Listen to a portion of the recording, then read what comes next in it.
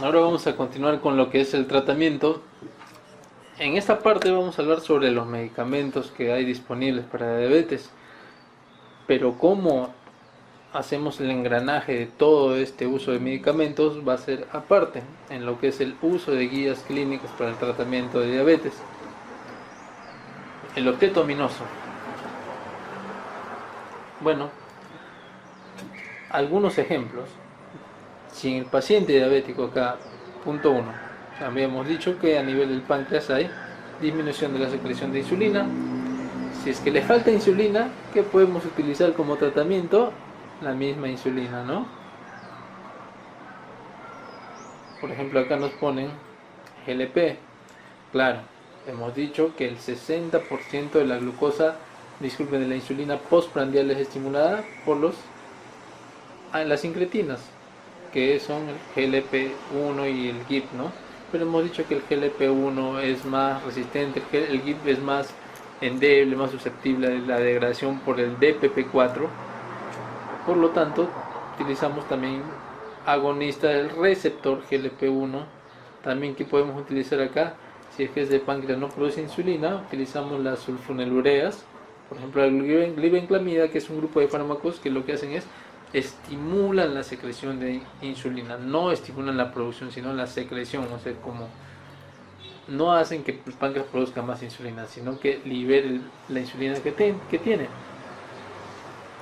El GLP-1, a nivel de los islotes pancreáticos, hemos dicho la insulina inhibe la secreción de glucagón, pero también el GLP-1 tiene acción en eso. Por ejemplo, 2. Tenemos acá nuestros 3 órganos insulino dependientes. El problema es la resistencia que hay en estos 3 órganos, no necesariamente en el receptor GLUT.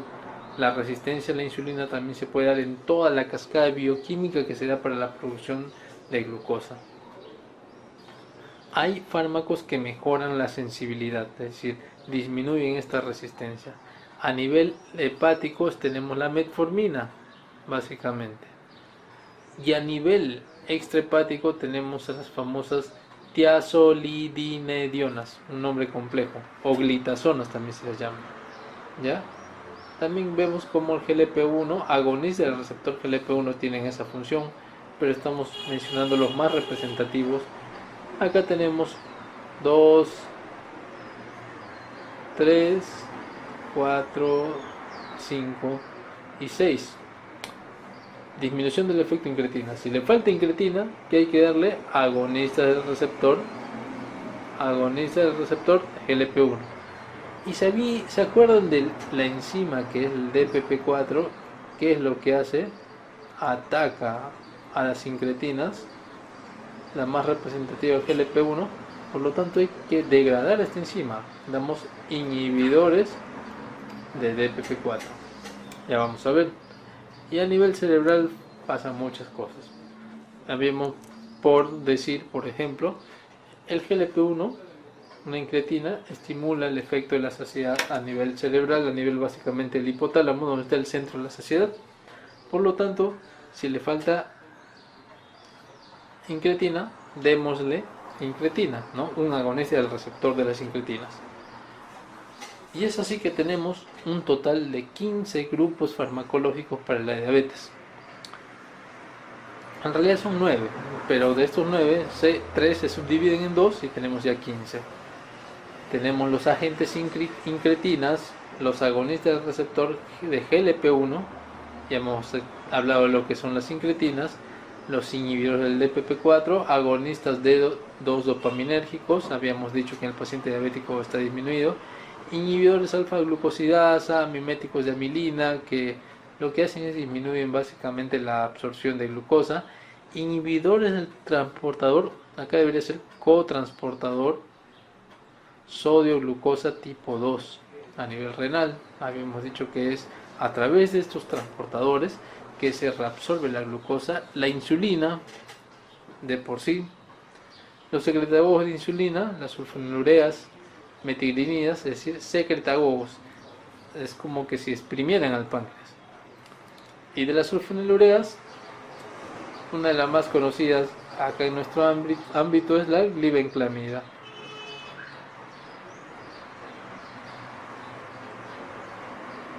Bueno, glibenclamida.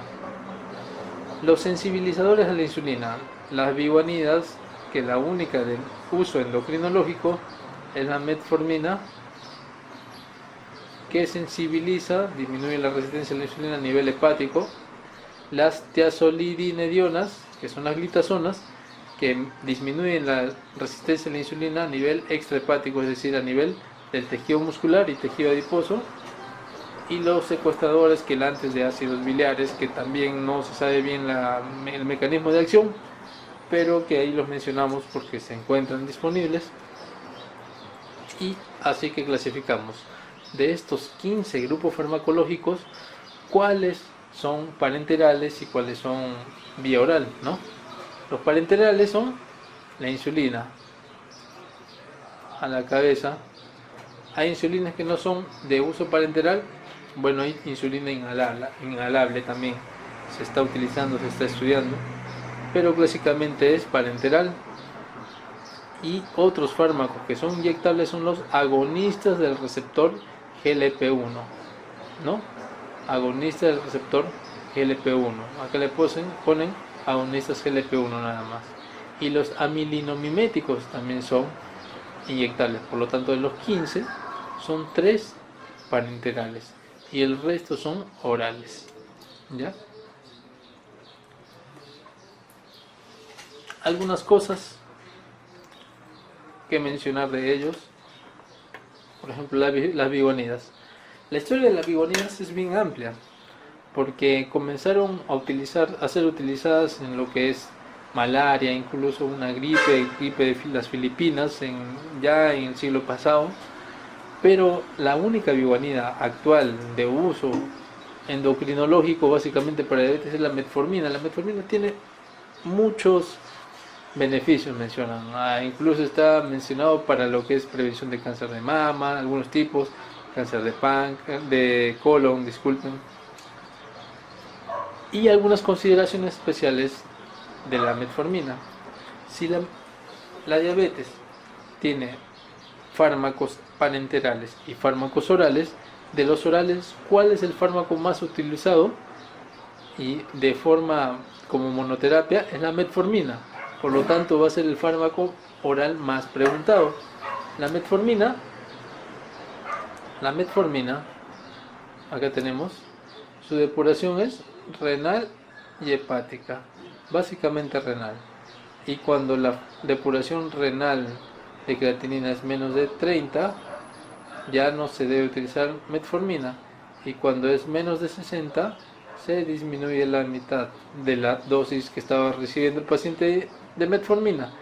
La dosis máxima, algunos mencionan que es 2500, otros 3000 miligramos, ¿ya?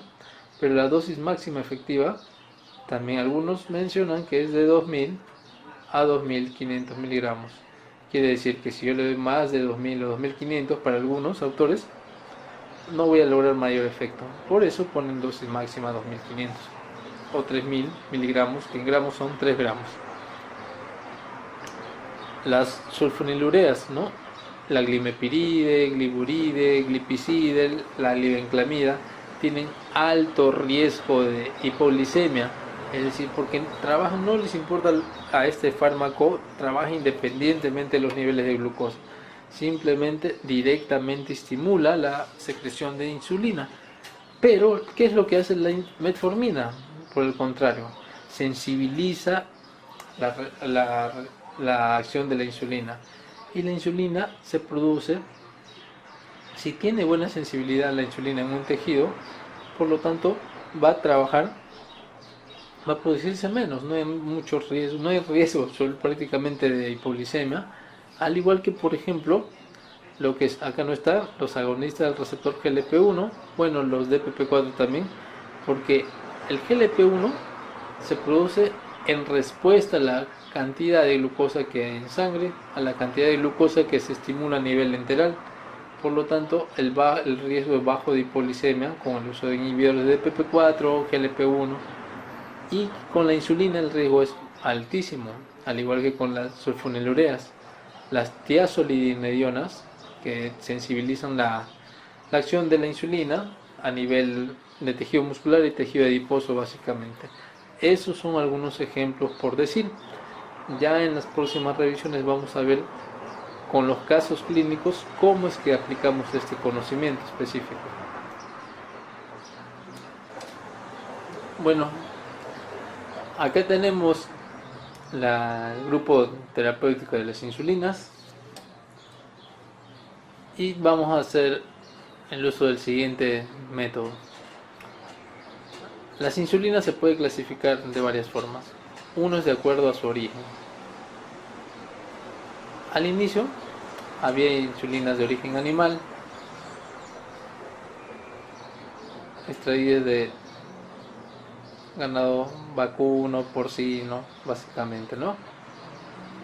Pero actualmente hay insulinas de origen humano, es decir, la estructura es similar a la insulina humana que tenemos, y hay insulinas humanas, haciendo la redundancia, y hay insulinas análogas.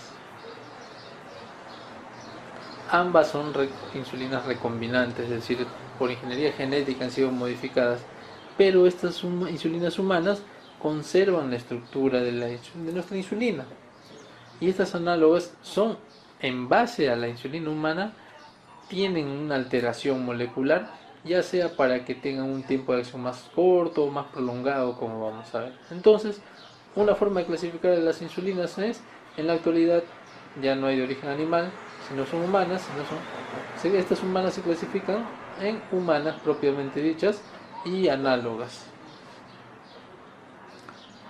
Pero la forma de clasificación práctica es la siguiente, de acuerdo a su tiempo de acción. Este grupo de acá son las insulinas de acción ultra rápida. Tenemos la insulina regular, que es la insulina de acción rápida, la NPH es de acción intermedia, y la insulina de temir, glargina, y ahora hay una nueva que es la insulina de Gludec, que es de acción prolongada, pero vamos a tocar estas como clásicas. Las insulinas ultra rápidas son empleadas para asimilar el ciclo postprandial de insulina, la producción postprandial de insulina. Recuerden, la fisiología lo es todo para poder entender esto. Cuando queremos hacer insulinoterapia, digamos, un paciente ya no puede utilizar fármacos orales, entonces tenemos que hacer insulinoterapia plena y tenemos que simular la secreción fisiológica de insulina, y la secreción de insulina son de dos tipos: una secreción basal y una secreción postprandial. Por lo tanto, otra forma de clasificar las insulinas es si es una insulina prandial o basal. Estas insulinas ultra rápidas que tenemos aquí en el mercado, Aspar, Lispro, Licine, tienen estas siguientes características. Todas las insulinas se estudian estas tres características: el tiempo de inicio de acción, el pico y la duración. Estos de acá son cuando son de uso subcutáneo.